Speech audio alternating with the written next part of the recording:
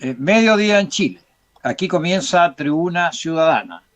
Su voz en las redes sociales, donde a usted aquí se le reconoce que merece más y mejor.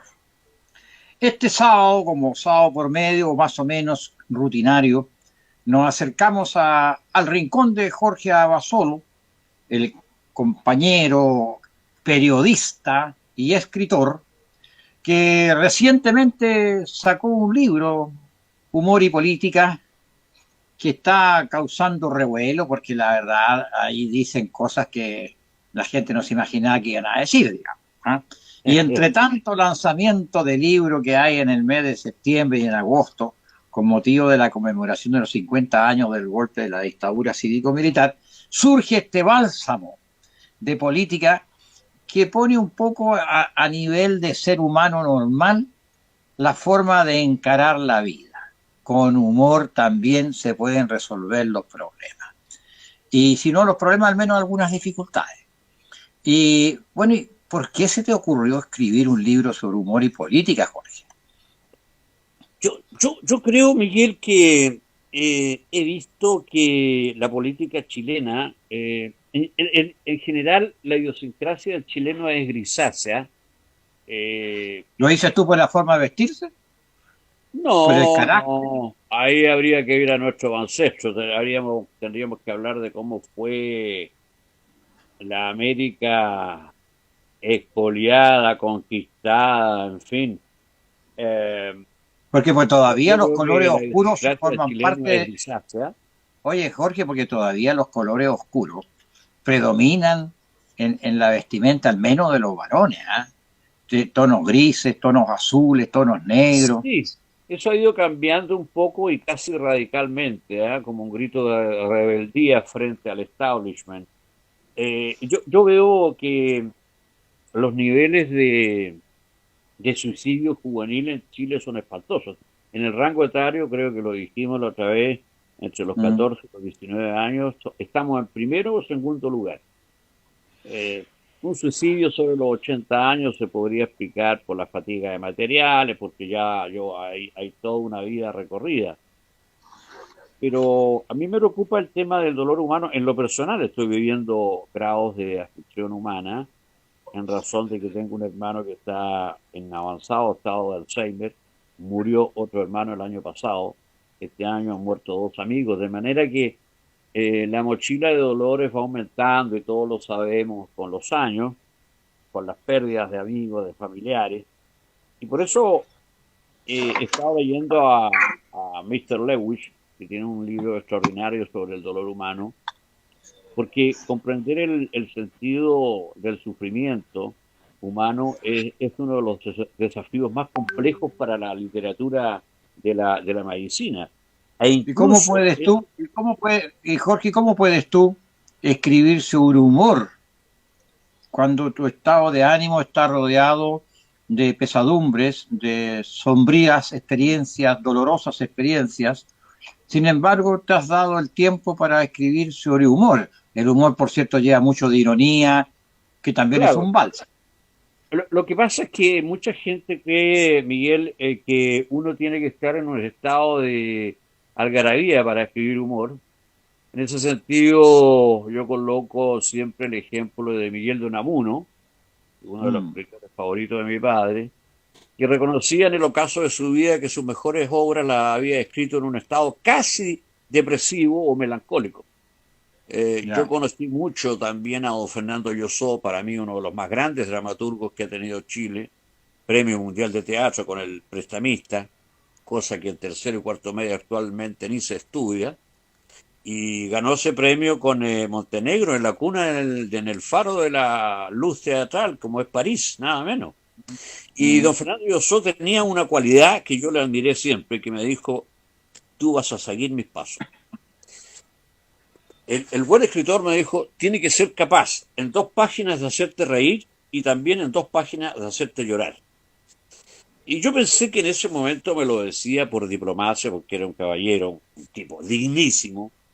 Y, y yo creo que con el tiempo lo he logrado, no a la altura de él, por supuesto, pero creo que se logra porque yo me reconozco un tipo melancólico o un tipo Ah, que está tan lejano de la felicidad como del dolor. ¿Ah? Estoy casi en mm. el limbo. Y eso me permite, claro, sufrir ya con ciertos diques de contención que uno va poniendo porque se va conociendo más y disfrutar las pequeñas cosas. Por ejemplo, este programa, a lo mejor hace 15 años, yo no lo hubiese disfrutado. No hubiese disfrutado esta conversación con Miguel, porque, porque al final, a la postre, uno se va dando cuenta que las pequeñas cosas son las que le dan sabor a la vida y, y creo completamente que la vida es una larga conversación. Lo que nos queda cuando hay conversación de alma a alma, con buenos amigos, con buenas Eh, personas. Cuéntame una cosa, Jorge, ¿tú lograste en las dos páginas, en la primera hacer llorar y la segunda hacer reír? No, en este libro Política y Humor, que ya lo va a mostrar nuestro amigo Claudio Godoy, Ahí lo que tienes, sí, está ahí en está. librería Chema, no, me dediqué solamente a la anécdota. Ah, ya, ya, Hay ya, ya. otros libros, sí, míos, que presentaré más adelante, que tienen cosas reflexivas, no necesariamente tristes, pero y también combino el humor, porque a mí lo que me gusta, y creo que en eso Miguel, mi gran amigo, que por Dios que lo echo de menos, Hernán Villa, me decía: Jorge, escriba usted, nunca me tuteaba él, ¿eh? Pese a que fuimos muy amigos, escriba para entretener, porque usted lo hace bien. Pero esa entretención que a la vez entrega dosis de cultura, como también lo hacía Tito Moon magistralmente. Sí, sí, Y, sí. y hay otros como Picotón, menos conocido, De Luigi, que también lo hacían así. Paulo Neus, creo que también de los últimos lo demostró, que podía ser ironía y a la vez hacernos pensar. Y en esa etapa estoy de mi vida. Me Ya, han pedido que haga un libro de chistes. Puede que lo haga como una achacanada, como una especie de locura, para decir cuando ya esté octogenario, hice un libro de chistes. Y a lo mejor es bienvenido porque yo estoy viendo hoy día una sociedad en que uno cuenta un chiste de Condorito archi conocido y la gente se ríe. Porque tal vez olvidamos muy pronto o por una necesidad imperiosa de hacer reír. Y por eso me preocupa también el tema del dolor, porque lo trato de abordar en un libro que estoy haciendo, que es el Diccionario del Absurdo, absurdo que estoy terminando, porque el tema del dolor es el tema que más compromete y provoca dificultades a las religiones. pero el Si hay chiste, gente hoy día que perdóname no que te adhiere, interrumpa, perdóname que te interrumpa un poquito. Eh, ¿Qué será lo que hace reír a las personas? Eh, Porque hay distintos tipos de chistes. Eh, por ejemplo, estos días me tocó recorrer en varias oportunidades el centro de Santiago. Y claro, hay grupos de personas allí, eh, chistólogos, llamémoslo así, no creo que sean humoristas, donde el chiste es del cual le emite el garabato más potente, alusivo a aquellas cosas que están, no digo censuradas por la sociedad, pero no están siendo aceptadas, pero la gente le grita sin censura. Entonces los humoristas que están en la calle le dice con censura o sin censura. Entonces las 20, 30, 50 personas que están alrededor de eso empiezan a gritar sin censura y bueno, largan el primer garabato y viene la carcajada. Eso a mí, sí, yo viejo que yo no me detuve, iba caminando con otra persona y me llamó la atención a propósito de la conversación que íbamos a tener hoy día. Y dije, ¿qué será el estado de ánimo? ¿El estado del país? ¿La yo situación? yo creo Todo, que es un todo. estado de ánimo rabioso en que ya Ya. en este momento el humor blanco está exiliado, por decirlo así. Pero creo que este humor tan grosero, tan decadente, Daniel Vilches comenzó con esto, y si Daniel Vilches, que se acaba de retirar a sus 90 años del humor Mm. o el de grueso calibre, de los genitales para abajo, queda corto, queda estrecho frente a la magnitud del lenguaje coprolálico del cual se está usando en la actualidad. Pero yo Pero, tengo mi... más que Daniel teoría, Vich, una simple opinión. Daniel Vich era un académico de la lengua comparado con esto. Claro, por eso le digo. Pero que sabe, Sí, por eso Miguel, te lo... yo soy un convencido de que aquí se va a dar una ley física, que va a llegar un momento dado, si es que no hemos tocado fondo, es que esto va a empezar a hartar. Yo creo que esto es un proceso de rabia que tiene el país, de congoja, de aflicciones, que la delincuencia, que no podemos, que la inestabilidad laboral. Entonces la gente te quiere reventar y mientras más insolente sea el chiste contra los políticos, sobre todo, más carcajadas van a haber porque todos culpamos a los políticos y no y yo entre ellos. Pero no es el único factor, pero es Pero un factor determinante. en general el chiste del humor es antisistémico y generalmente es contra el poder establecido o contra las figuras más relevantes. El humor es refractario de por sí. Está bien, pero de ahí a que todo el chiste o toda la forma de hacer humor, aunque quieran hacer un humor blanco, no tiene, si nadie se ríe tienen que rematar con la descalificación. No es que uno sea pacato, digamos, ¿no? Pero si en la plaza pública o en la avenida principal de Santiago, ahumada con huérfanos, van pasando señoras, van pasando niños, que a lo mejor en sus casas el lenguaje pudiese ser frecuente, una descalificación, pero ya un rosario, o sea que y me cuesta de encontrar donde hay un verbo bien planteado y con un adjetivo blando. El verbo bien hecho, pero el adjetivo sobrepasa. Mira, va allá a la cordillera, parece cañonazo. Sí, pero yo lo insisto, yo por ejemplo soy un convencido que esto tiene una fecha de término. Puede ser 1 o 2 años que estemos soportando este tipo de humor y necesariamente las sociedades como van evolucionando y tienen estas oscilaciones, Jorge, lo que tú dices es vamos humor a negro.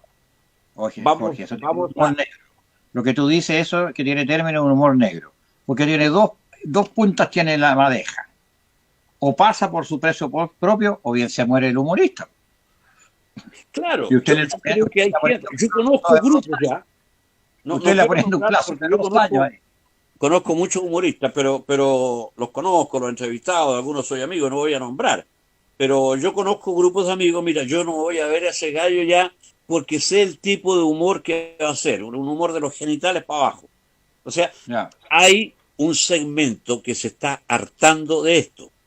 Y ese ya. segmento yo creo que va a ir creciendo hasta que volvamos a tiempos normales donde sí van a haber chistes de grueso calibre, de doble sentido, pero el humor blanco, y no completamente blanco, va a volver a imperar. De ahí la grandeza y la genialidad, yo creo, de Roberto Gómez Bolaño, que hizo un humor blanco familiar, jamás apelando a un lenguaje soez,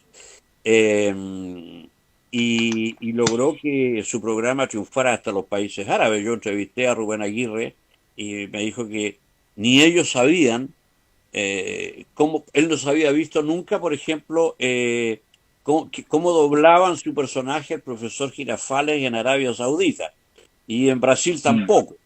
Yo creo que hubo un momento, creo yo, que ni ellos supieron lo que ganaron, porque esto se les escapó el triunfo se les escapó de las manos. Ahora sí yo ya. reconozco que estamos hablando de un genio como Roberto Gómez Bolaño. No, Ah, no pido que van a venir varios Roberto Gómez Bolaño en Chile, pero sí yo creo que el humor que hace el Bombo Fica, Coco Legrand, que es el gran maestro en esto, o Álvaro Sala, va a volver a imperar.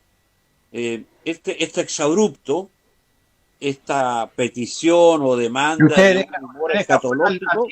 oiga, usted deja fuera a Dino Gordillo, que es de mi Bueno, pueblo, que es también, por iguallado. supuesto. No, pues no, no. También Ella Dino Gordillo, me ya está incluyo golpeando, me está a mi golpeando. amigo Alfonso Enrique, más conocido como Hermógenes con H.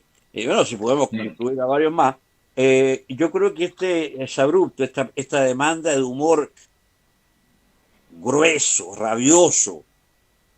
Dígame usted, Miguel, ¿quién va a contar un chiste hoy día que vaya a favorecer a un político?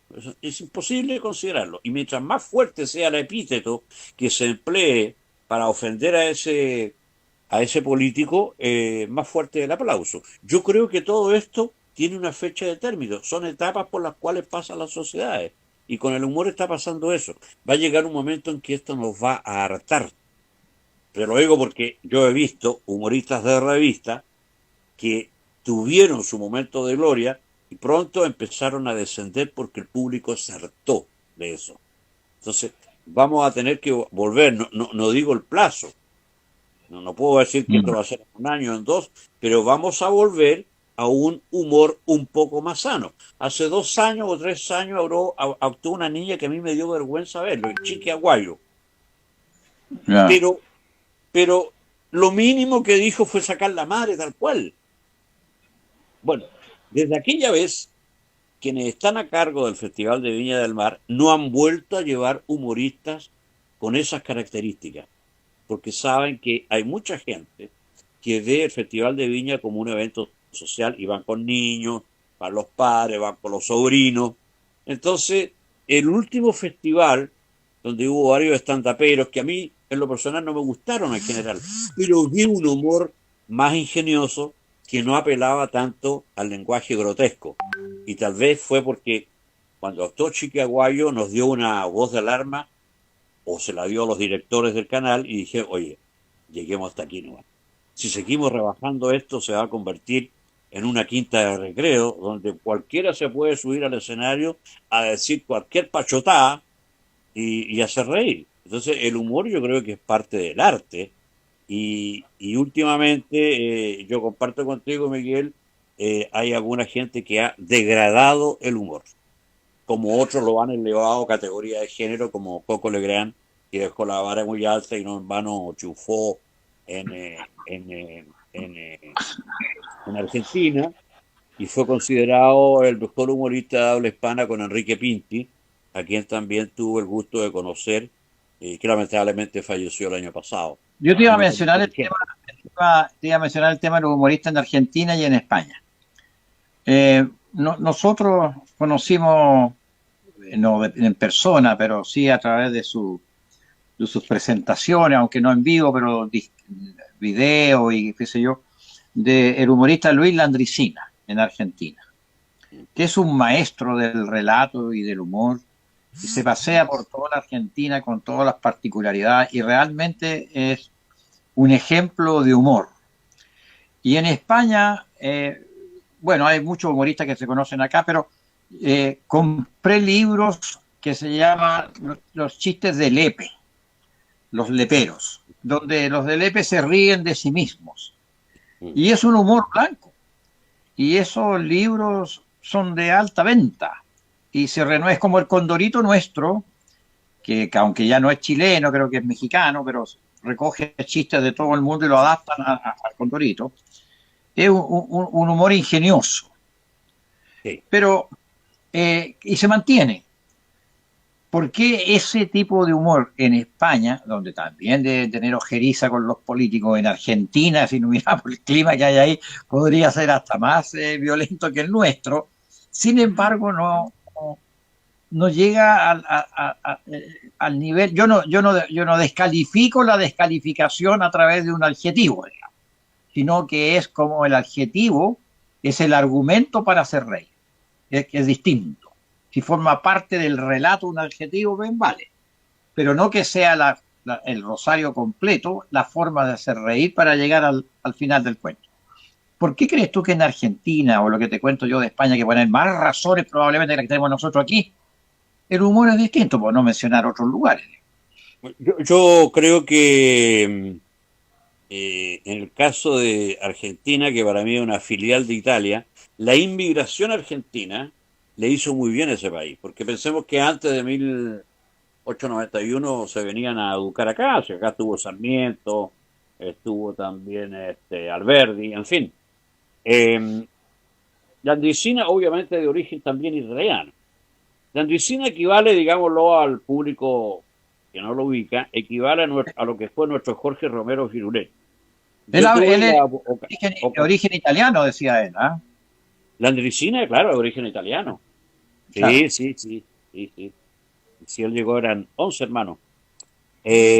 Bueno, el hecho es que yo le hablé a Jorge Romero Firulete, esta entrevista fue hace muchos años, y yo le dije que en Argentina si conocía a Luis Landricina, porque Luis Landricina, al igual que Jorge Romero Firulete, era de un humor blanco, respetado, se reía de las costumbres, y me dijo, sí, claro que lo conozco, te digo más, una vez nos quisieron juntar en un festival, no sé si en Santiago o en Punta Arenas, o en el famoso festival que se hace allá en la Patagonia. Y Sí. por razones que no me acuerdo, no sé si él no pudo ir o yo, pero los querían juntar. No. Porque uno hasta el día de hoy, y pueden ir a YouTube, yo les invito a leer a Luis, a reírse y a compartir el humor de Luis Landricina, porque sin apelar al lenguaje soez, entretiene, desacraliza las costumbres de, de los sudamericanos, pero él también hace una diferencia, como el chaqueño, entre la gente del Chaco, entre la gente porteño, el bonaerense, entre los que son de Corrientes, entre los que son de Córdoba, y va haciendo símiles. Y uno que no es argentino, igual se ríe porque los Va, caracteriza tan bien como hablan, va recorriendo los el país con él, pues. exagerados, que uno lo puede entender y se ríe.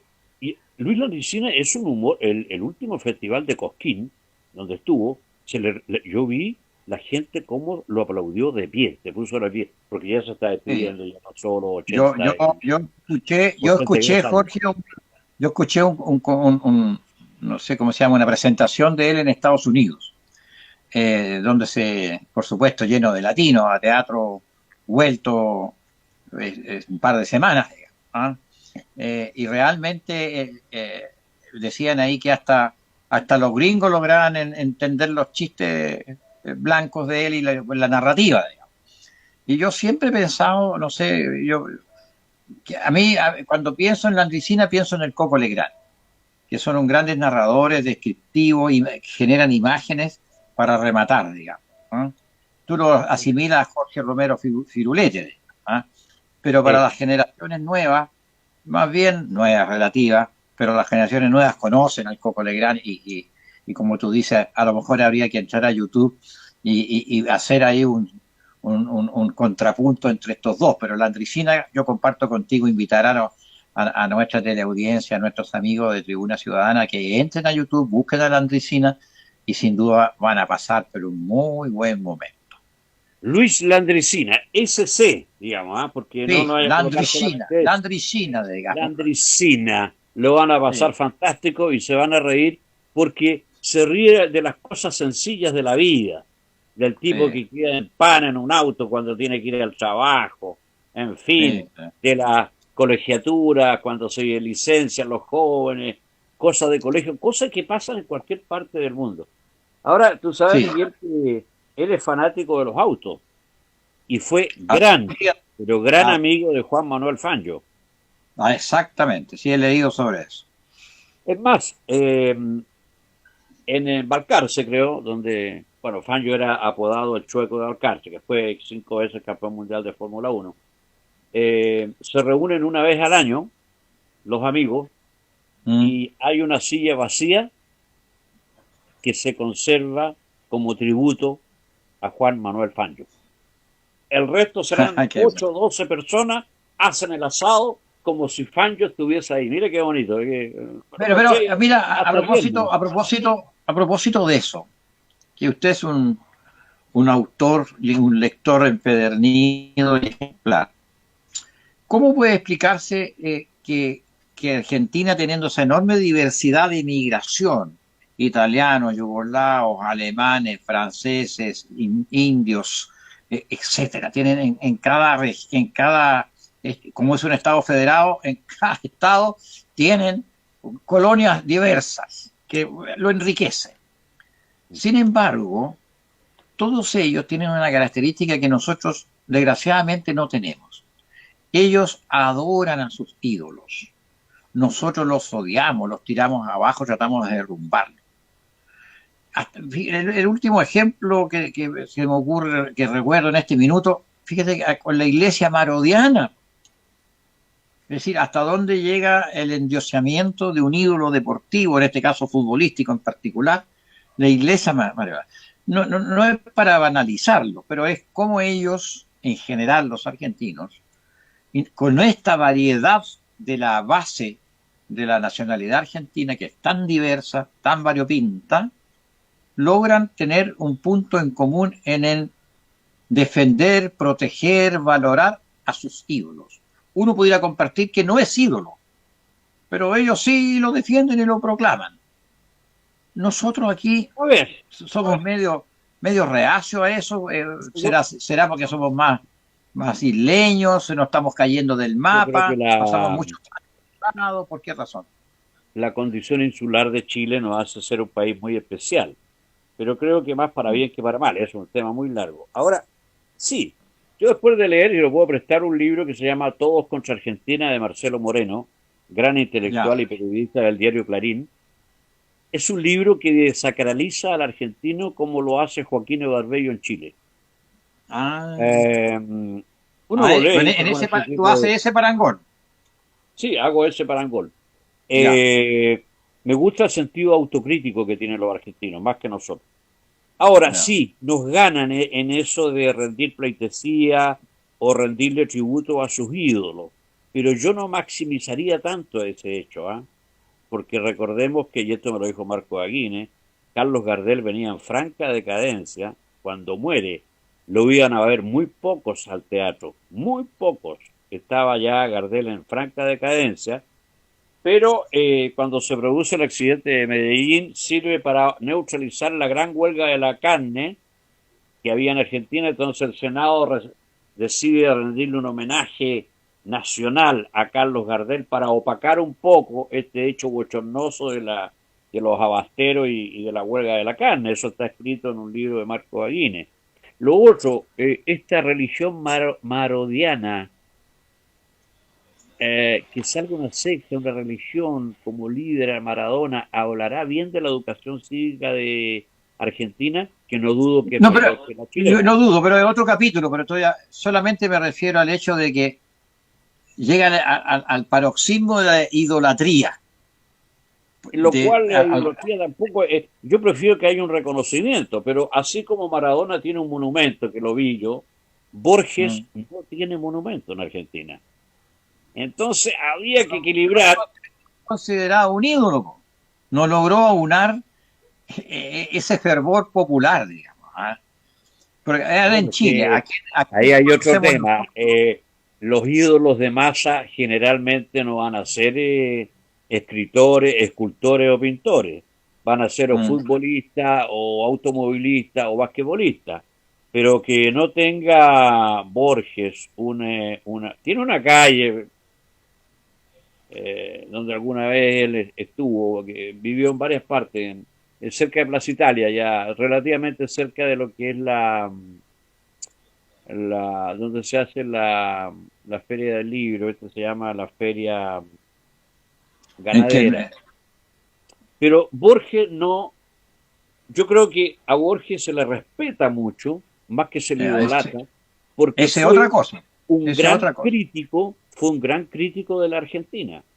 Y el hecho que haya querido morir y ser enterrado en Suiza, en Ginebra, hace que los argentinos no lo quieran mucho.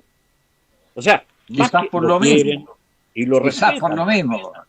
Una cosa es el Claro, mundo intelectual, a mí me el extraña mundo que letrado, son cosas distintas. Una el mundo intelectual, el mundo letrado, el mundo ilustrado. Que yo no estoy diciendo que el fanático deportista del fútbol no lo sea, sino que sus preferencias están concentradas domingo a domingo o 3 veces a la semana, según sean los campeonatos, en eso como punto de facción y se fija en su mente y en su libro mental está uno es Borges, que lo ve una vez al año o cada 3 años, y otro que es el deportista que lo ve toda la semana y varias veces. pero por lo menos en Chile nosotros tenemos monumentos, calles, plaza Pablo Neruda, en desmedro tal vez de Vicente Huidobro, que es el gran olvidado de las letras, no es el único. Pero Bueno, y yo creo Gabriela que aquí Mistral también, pues, Gabriela Mistral también. Gabriela Mistral la recordamos también. Sí, por supuesto. Yo tuve, Violeta Parra, que y yo no sepa, solamente es una gran cantora, sino una gran escritora, una gran poetisa. claro, y piense usted en el caso de Favaloro. Favaloro Ah, yo sí. creo que degrada la educación cívica argentina, porque yo, persona no necesariamente intelectuales. También se lo he preguntado a algunos intelectuales, ¿cómo un país con la educación cívica que tienen ustedes, que nos ganan a nosotros los chilenos, se los digo, que en el año 1916 tenían una de las mejores educaciones públicas del mundo, ¿cómo es posible que dejen morir a Favaloro? Y mueven la cabeza y dijo, hermano, sentimos vergüenza por eso. Aclaremos a nuestros televidentes que Favaloro fue un gran cardiólogo de connotación mundial, que creó la Fundación Favaloro para atender del corazón, porque no era cardiólogo, gratuitamente o a un precio muy módico, con financiamiento y subvención estatal, a gente humilde. Lo dio todo por la gente más vulnerable. Estuvo 3 meses tratando de hablar con el ministro de Salud de Argentina, y ya era Favaloro figura de connotación mundial, y no pudo. Si Favaloro, y pensemos aquí como que Fernando Montt, que el Jorge Caprán hayan estado tratando de 3 meses de hablar con el ministro de Salud y le digan que no. Bueno, Favaloro se suicidó, y por eso ahora existe una fundación Favaloro. Tuvo que morir, como pasa en muchos países de Sudamérica, para que empezáramos a dimensionarlo. Pero yo cuando estoy con gente más o menos educada en Argentina y acepto que le hagan crítica a Chile y ellos me aceptan crítica a Argentina en buen talante, digamos, yo les digo, les nombro Favaloro y me dice, esa es nuestra gran vergüenza nacional. Favaloro que lo dio todo por el pueblo, por la ciudadanía. Y según tu opinión, para ir terminando nuestro programa de hoy, Jorge, ¿cuál sería nuestra gran vergüenza nacional? Nuestra gran vergüenza nacional, qué buen tema, ¿eh? No tener una clase política hoy día, que para mí me parece la más mediocre de todos los tiempos, que nos pueda ayudar, ni siquiera hacerlo todo, pero aportar con un buen aderezo a este asado llamado Unidad Nacional. No es posible. Mire, Miguel, nosotros tenemos diferencias políticas, pero si usted el día de mañana como diputado me dice, no, por favor, voy a leer... no me meta en lío. Pero los dos trabajamos en el Senado. Pienso que usted me está tratando de amigo. No. Si usted me dice, fuera senador, los dos que trabajamos en el Senado, voy a rendir un homenaje de 10 minutos a Salvador Allende con el primer discurso que pronunció después del 4 de septiembre, una vez que fue elegido candidato, hay que escucharlo con respeto. Pero el otro día me repugnó, me dio vergüenza. En medio de todo este vendaval, este diluvio, cuando medio Chile, el Chile central se estaba inundando, porque se votó a favor leer la iniciativa legal, no fue ley, fue la declaración de la Cámara de Diputados de agosto del 73 que declaraba inconstitucional Allende, por 82 votos contra 60 y tantos, se aceptó leerla. ¿Usted vio los pugilatos que se armaron en la Cámara de Diputados? Sí. Las cosas que se dijeron, que incluso sacándose la madre unos con otros. Y mientras el país, la mitad de la zona central todavía estaba como la Atlántida, ni hablar de Alicantén, que hasta el albergue de Alicantén hubo que sacarlo. Y ellos enfrascados en una gresca y en una discusión verbal absolutamente, yo diría, una hojarasca. Una cuestión. Bueno, yo concuerdo que esta clase política son unos desclasados del pueblo de Chile. Porque el pueblo de Chile no está en esa. No están agarrados del moño, pueden discutir, tener diferencias de opinión, pero hay hechos que son hechos. Hubo un golpe de Estado, hubo un asesinato, hubo un bombardeo de la moneda, que pareció hasta el día de hoy. Otra cosa es discutir sobre las causas, no las vamos a cambiar, no vamos a cambiar la historia. Los hechos son los hechos. Pero esta gente, tal como tú dices, como están leídos discursos de Allende, bueno, yo creo que hay que estar en respetuoso silencio escuchando a quien está recordando a una persona que no fue nunca de mi redil político, pero yo lo escucharía con atención. Pero que se preste para que se paren los diputados y se agredan, se lancen tintero y palabras de hueso calibre Eso, eso demuestra lo que tú dices. Son desclasados de Chile como si Chile fuera una sola clase. El pueblo de Chile no entiende, repudia. Por eso que le llama político, politiquero, por eso le hablan de la clase política como algo ajeno al resto del país. Bueno, y a lo mejor es la oportunidad próxima, en diciembre, según yo, sacarlos de ahí, pues, sacarlos. Ojalá. En todo caso, para no ponernos tan grave, le recomiendo a mi amigo Claudio Rojas Chan, nuestro productor, que coloque este libro en pantalla, que parece que se va a agotar la primera edición. Bien, política, me parece. Humor. Lo encuentran en Librería Chema en Santiago. Busquen Librería Chema en Google y ahí aparece, si lo mandan a cualquier parte, a Copiapó, se lo mandan por Stark. Y si no, me lo piden a mí. Y Claudio Rojas Chan, no sé si podrá colocar ahí mi... Sí, no hay problema con eso. No hay problema. Jorge Eibar 13 @gmail.com, me lo piden y yo se los mando. Bien. Bueno, ha sido un agrado, Jorge, mi querido Claudio Rojas Chan, nuestro director. Hasta aquí llegamos con Tribuna Ciudadana esta semana y ha sido un placer. Esta fue. Muchas gracias, Miguel. Esta fue Tribuna Ciudadana. Te mando un aplauso, que no es otra cosa que un abrazo a la distancia. Qué bonita expresión. Muchas gracias. Hasta el próximo sábado. Igual para Claudio. Nos vemos. Gracias.